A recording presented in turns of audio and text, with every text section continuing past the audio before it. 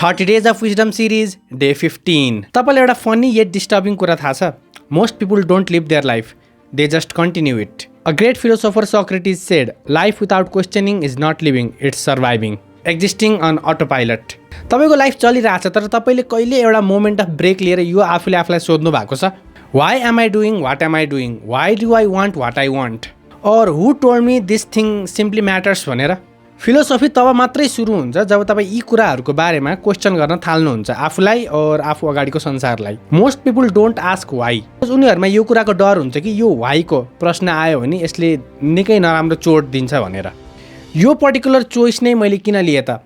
सायद मलाई कसैले भन्यो होला यो राम्रो छ भनेर, सायद म भित्र डर थियो होला, और म आफ्नो लाइफको प्रब्लमबाट भाग्नलाई एउटा इमोसनल स्केप खोजिरहेको थिएँ. So instead of asking questions, people distract themselves.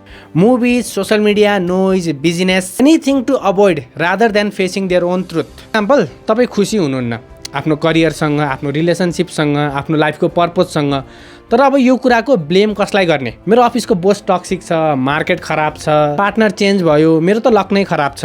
But Socrates would say first ask yourself this, what role did you play in reaching this point? Did you choose comfort over courage? Did you lie to yourself to avoid change? यो प्रश्नहरू एकदम डर लाग्दो छ, painful छ, तर लाइफमा change पनि यिनै प्रश्नहरूबाट सुरु हुने हो. The greatest bravery is not fighting others, it's questioning yourself. के तपाईँ आफूले आफूलाई यो सोध्न सक्नुहुन्छ, वाइ एम आई एङ्ग्री? किन म इन्सिक्योर छु? Why am I afraid of silence? और किन म रेकग्निसन और भ्यालिडेसन सिक गरिरहेको छु अरूसँग? वान्स तपाईँ यो कुराहरू बुझ्न थाल्नुहुन्छ, तपाईँको आधाभन्दा बढी सफरिङ त्यहीँबाट गायब हुन्छ. Now there are 2 options in front of you. The first is continue as the way you are.